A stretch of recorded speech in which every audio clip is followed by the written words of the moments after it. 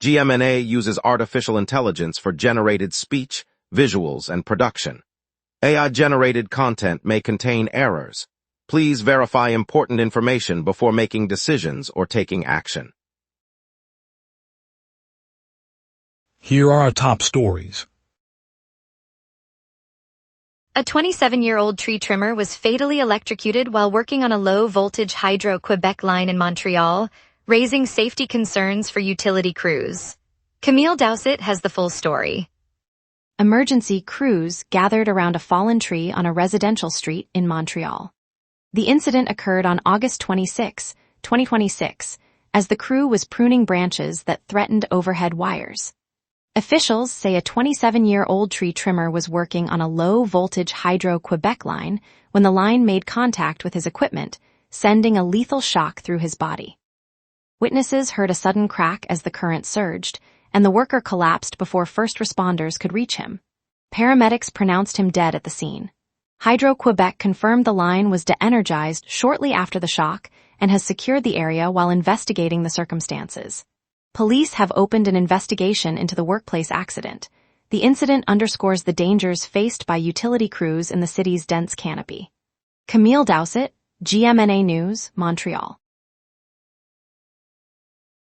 Schwartz's Deli has halted its long-time offering of Cott's Black Cherry Soda after recent tariffs made the imported beverage unavailable.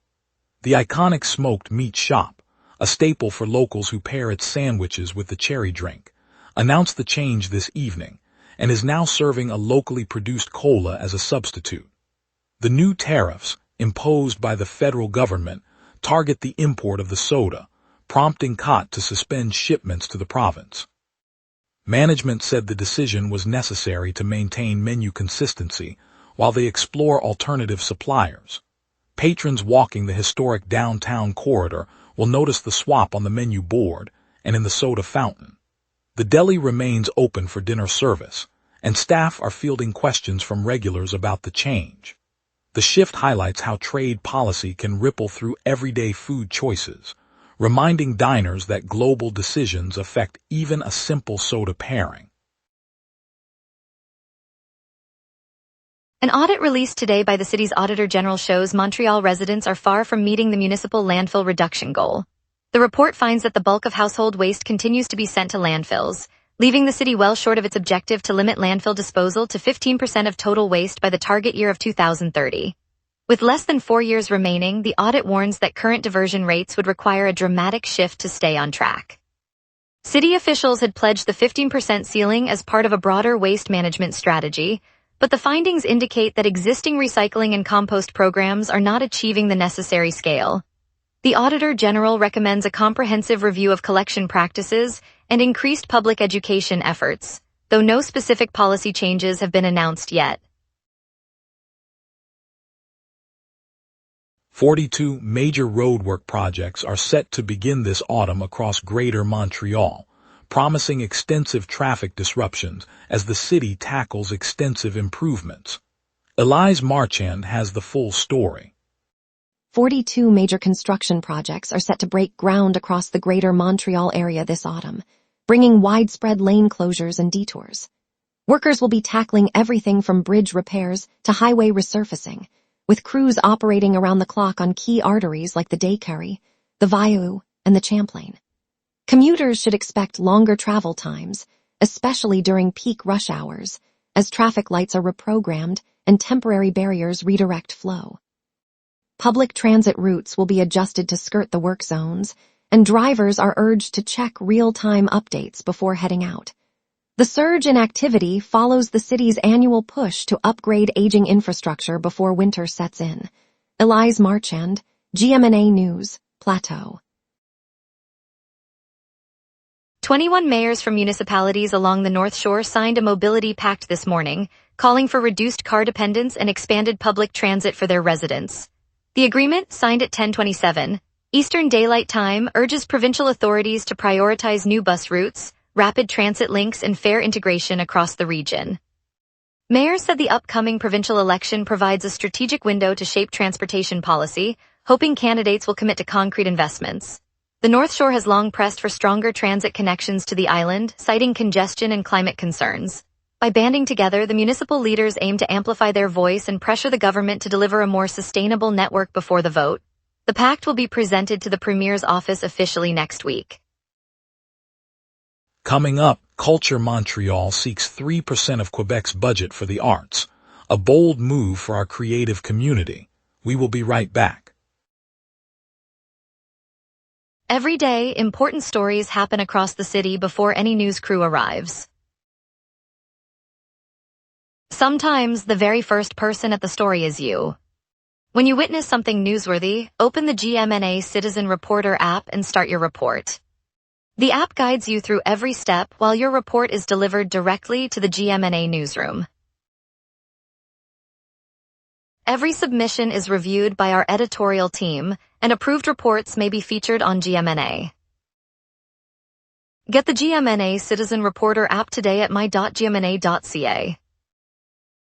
Your city, your news. Welcome back. Culture Montreal presented a formal appeal to the Quebec government today, urging that 3% of the province's annual budget be earmarked for the cultural sector. The organization delivered a dossier of 37 specific recommendations to the incoming administration, outlining how the increased allocation could be distributed across theaters, museums, festivals, and community arts programs. Officials were given a deadline to respond before the first legislative session. The request follows a series of budget debates in which cultural funding has remained a contested priority. By framing the proposal as a percentage rather than a fixed dollar amount, Culture Montreal hopes to secure a stable share that adjusts with future fiscal growth. The group emphasized that a stronger cultural investment would support employment, tourism, and the province's international reputation. Stakeholders are watching the response closely. Residents and the mayor of Montreal's West Island clash over whether to restore an 18th-century farmhouse, citing high costs, structural decay, and potential safety hazards. Simon Fortier has the full story.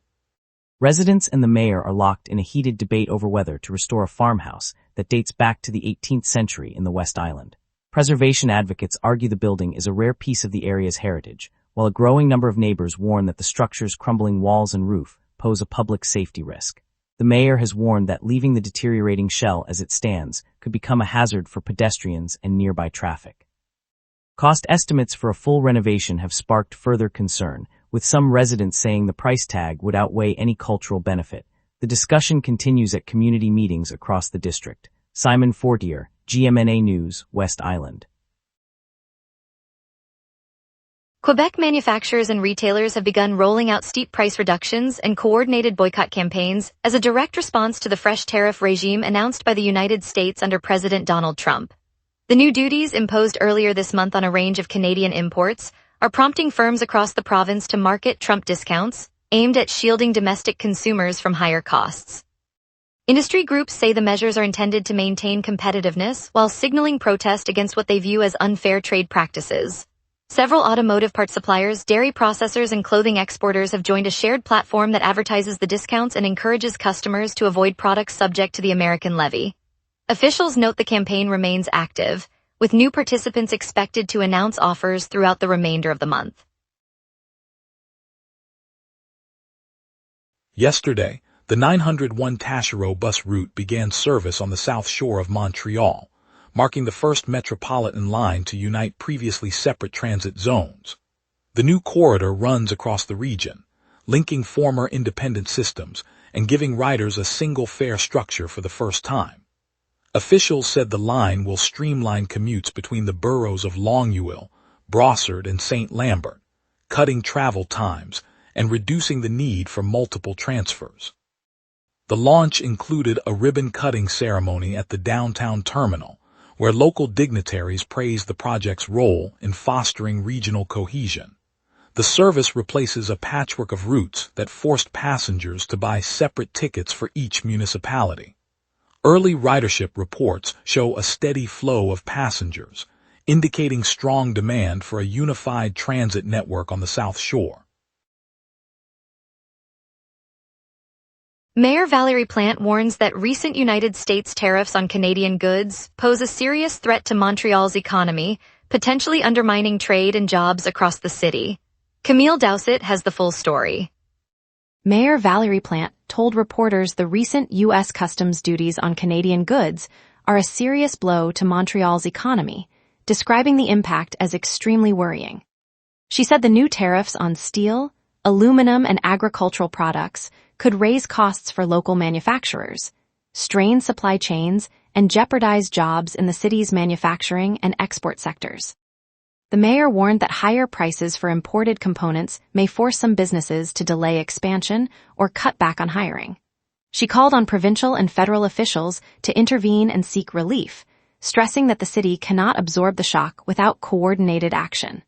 The warning comes as the United States has just rolled out a broader tariff regime targeting Canadian exporters. Camille Dowsett, GMNA News, Montreal. Now, let's turn to our forecasters for a quick look at tonight's weather outlook. Peter.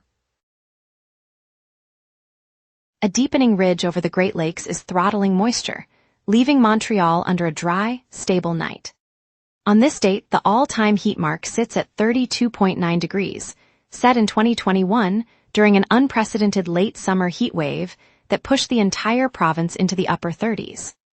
The cold record is 11 degrees, logged in 2017 when a polar vortex dip slammed Arctic air into the St. Lawrence corridor, dropping nighttime lows well below the norm. By contrast, the climatological average high for August 25th hovers around 23 degrees and the average low near 16, underscoring how today's temperatures sit comfortably between those extremes. The live radar is a blank canvas tonight. No rain echoes across southern Ontario or the Laurentian foothills. With the jet stream carving a swift northwest flow at 78 kilometers per hour, lingering moisture is sheared eastward, leaving the province's core under clear skies. Expect any pulse of precipitation to arrive after midnight from the east, but the current pattern points to a dry spell lasting well into early morning. At 11 p.m. Montreal sits at 18 degrees, partly cloudy, with humidity near 85% and a gentle west wind gusting up to 20 kilometers per hour. Pressure is near average and beginning to rise, sealing in drier, more stable air that the jet stream, traveling northwest at 78 kilometers per hour aloft, has already ushered across the region. Overnight the clouds will thin, allowing clear skies before sunrise. By morning temperatures will climb to 24 degrees, then retreat to a low of 16 as the ridge persists. The UV index will sit at 5, and wind will remain modest, topping 14 kilometers per hour from the west. No weather alerts are in effect, and the dry pattern will hold through the day, setting the stage for tomorrow's change. Wednesday will remain under the high ridge, delivering clear skies and a high of 24 degrees with a low returning to 16. Thursday, the jet stream will dip south, inviting a narrow band of moisture that brings drizzle and a 70% chance of rain, while temperatures edge up to 26 and the low holds at 16. Friday, the ridge rebuilds, clearing the sky again and pulling the high back to 21 and the low to 15. Saturday stays dry and mild, 22 over 15, as the ridge stays anchored. Sunday, the flow shifts to a more southerly stream, thickening cloud cover to overcast and raising the chance of rain to 35%, with a warm high of 26 and a low of 17. The week swings between dry stability and brief, moisture-laden incursions, keeping the temperature range modest. And that's your weather. Remember, the wrap is also available as a podcast. Listen anytime on Apple Podcasts or wherever you get your podcasts. Up next, we break down today's traffic snarls, preview tonight's lineup, and hear the Chamber spotlight on local business growth. We will be right back. Every day, important stories happen across the city before any news crew arrives. Sometimes the very first person at the story is you. When you witness something newsworthy, open the GMNA Citizen Reporter app and start your report. The app guides you through every step while your report is delivered directly to the GMNA newsroom. Every submission is reviewed by our editorial team, and approved reports may be featured on GMNA. Get the GMNA Citizen Reporter app today at my.gmna.ca. Your city, your news. And now here's Jason with sports. Training camp is weeks away, and the Canadiens' pipeline is buzzing. The Atlantic Division is shaping up as the toughest road in hockey, and Montreal knows it. Nick Suzuki landing 9th among centers on NHL Network is raising eyebrows. Plenty of Habs fans think their captain belongs higher. The division will test this team from opening night. Florian Exekaj slots in at number 14 on the Canadiens' top 25 under 25.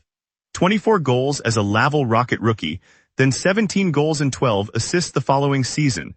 That combination of physical punishment and offensive production puts him firmly on the NHL radar. One spot below Exekaj at number 15 is Owen Beck, a 2022 draft pick who is no longer just a prospect. 27 NHL games across 2 seasons, plus his first goal in a Canadiens uniform. Beck has earned his reputation as a known commodity in this system. Camp opens soon. A lot of these young Habs are ready to make their case. Thanks, Jason. Welcome back. The federal government has committed $11 billion to construct 6 new icebreakers in Quebec, replacing the Coast Guard's aging heavy and medium vessels first pledged in 2019. Antoine Prévost has the full story. Canada has earmarked $11 billion to construct 6 new icebreakers at shipyards in Quebec, a move announced by Transport Minister Seamus Carney on behalf of the Canadian Coast Guard. The vessels will replace the aging heavy and medium icebreakers that have been in service for decades. This funding fulfills a commitment first made in 2019 to modernize the nation's ice-breaking fleet. The new ships are slated to be built locally, boosting the provincial shipbuilding sector and ensuring year-round navigation in the Arctic and Great Lakes. Work is expected to begin later this year, with delivery spread over the next decade. Carney said the investment will also create thousands of skilled jobs across the province and reinforce Canada's sovereign presence in icy waters. Antoine Prévost, GMNA News, Quebec. New U.S. tariffs threaten the competitiveness of Quebec's apple orchards, putting growers at risk as trade tensions rise. The dispute could reshape cross-border fruit markets. Jerome Antoine Brunel has the full story. The United States' latest tariff measures are set to hit Quebec's apple growers hard, according to Jerome Antoine Brunel of the Provincial Growers Association. He warned that the new duties make Quebec fruit less competitive against American supply, threatening orchard profitability across the province.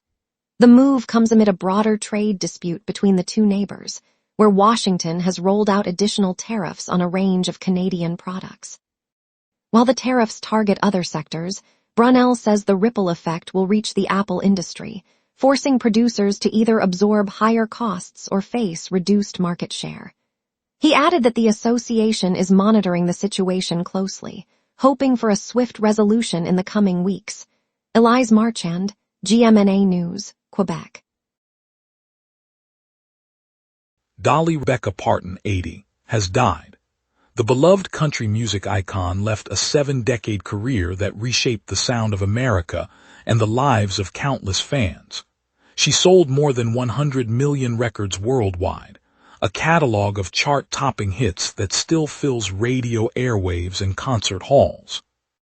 Inducted into both the Country Music Hall of Fame and the Rock and Roll Hall of Fame, she also earned the National Medal of Arts and the Kennedy Center honors for her artistic contributions.